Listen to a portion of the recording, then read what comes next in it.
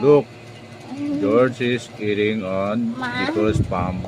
Mom, look. Wow. They did it by my palm. Wow. Mommy, look. Jico-chan is taming George. Mommy. George is now eating on Jico's palm. Mom, look. George is not scared. Wow. Good job, George.